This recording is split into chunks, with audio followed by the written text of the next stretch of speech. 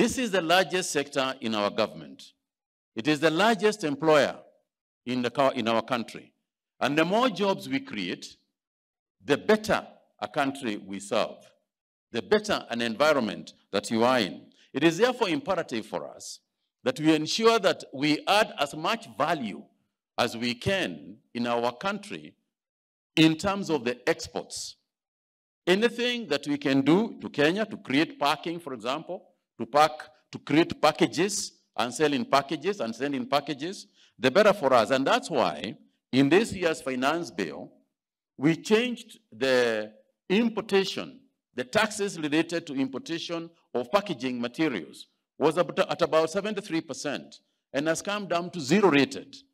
That gives you an opportunity to pack whatever you want to export, whether it is in floriculture, whether it is in other agricultural products, to pack here in Kenya, and it becomes cheaper for you to create your packages here and to import paper here and pack here. Labor is much cheaper here, and export to Europe rather than go packing in Europe. And that's why we are also talking about the modes of transportation, creating modes of transportation, air transportation, transportation by sea, so that we can create the kind of infrastructure and ecosystem that you can be able to benefit from. Last week, we were engaging some of the parliamentarians in Europe to make sure that they are also aware of what their governments are also doing to us. You know, it's a good market for us, but sometimes, you know, the goalpost shifts all the time. One day, it's sanitary and phytosanitary measures. The other day is because Kenya is a middle-income country or growing to a middle-income country, therefore the tariffs keep shifting. The other day, it's about EU, European Union deforestation regulations. And we are at pains to explain that actually Kenya is one of the countries that doesn't actually have that issue. Because the plants, sometimes we are planting trees, so-called trees, in areas that are not forested at all. And I'll give you a good example, and I'm sure Vimal will agree with me, that we are planning on planting loads and loads of palm oil in areas that don't have trees. So palm oil, the last time I checked, palm oil looked like a tree to me. Coffee is a tree. So if you clear a bush and you plant coffee, you are not deforestating, you are forestating, if there is any such English. When we do tea, tea is shrubs. We cover the ground, it's ground cover. So we are at pains to explain to our colleagues in Europe, some of whom, of course, have never seen a coffee tree. Rightly so. I mean, they don't grow coffee in Europe, just like you don't do some things that the Europeans do. But sometimes it takes, and I want to appeal to those of you with influence out there in Europe, to also engage them for us, to explain that what you are calling deforestation is sometimes forestating for us. To our international partners, I just want to say once again that Kenya is open for business. Invest in our people.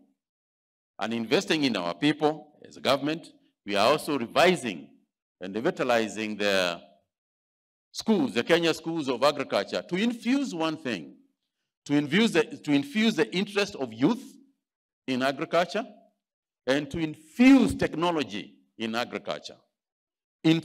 Part of our support is that we can be able to work with you to train the people who work for you.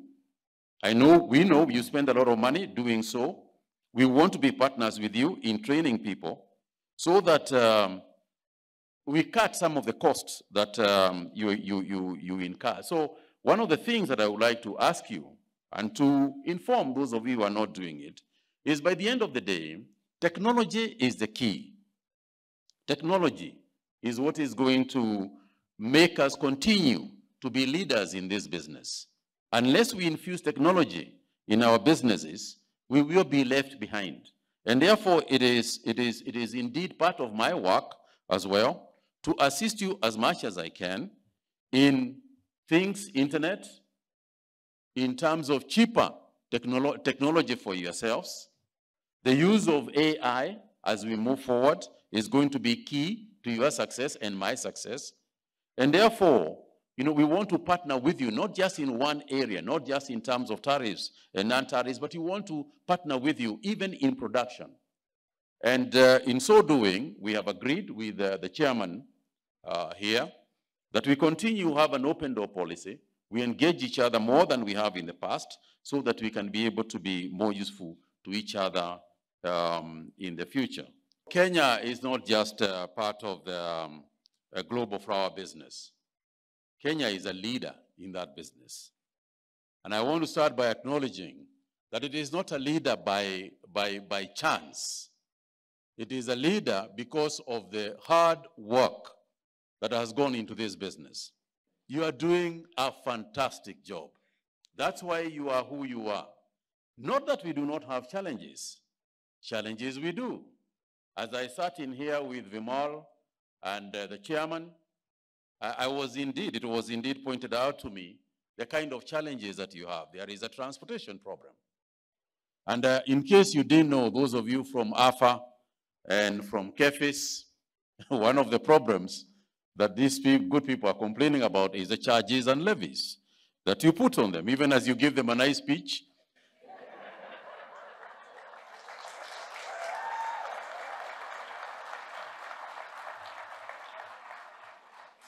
They are just looking at you and thinking about their pockets. And as they are looking at me, they are also thinking, man, you could do a lot more for me, So we appreciate. We appreciate that there are challenges in the trade. And we have endeavored to start addressing some of these challenges. Some of them are short-term. Some of them we can easily resolve. For example, on the policy issues regarding transportation and working with KCA to ensure that we have got more cargo space, not just in Kenya Airways. Even as we talk about investing in Kenya Airways, we also need to allow others, to transport and invite others who can be able to do the job. We cannot hold the floriculture industry at ransom as Kenya Airways, or any other industry for that matter, to protect what is not protectable. You have to have the capacity to protect. But if you do not have the capacity, then you don't play that game that kids play, where you are holding 2 oranges, you don't want the other person to eat it, and you're not eating them yourselves. So we have to allow a change in policy and philosophy so that the end game justifies the means. The idea is to have more capacity so that we can expand the industry. So we also appreciate the fact that the challenges of the industry are also sometimes external. And as a government, we are also engaging the EU, for example. We had a long engagement, and thanks to KEFIS and AFA. You might think about just the levies, but there's a lot of good work they also do. And they fought for you in this issue of the moth, and I don't know which other aspect, sanitary, phytosanitary issues. They fight like warriors for you people in this industry when it comes to the external markets and the kind of conditions and tariffs that are being put in the European market.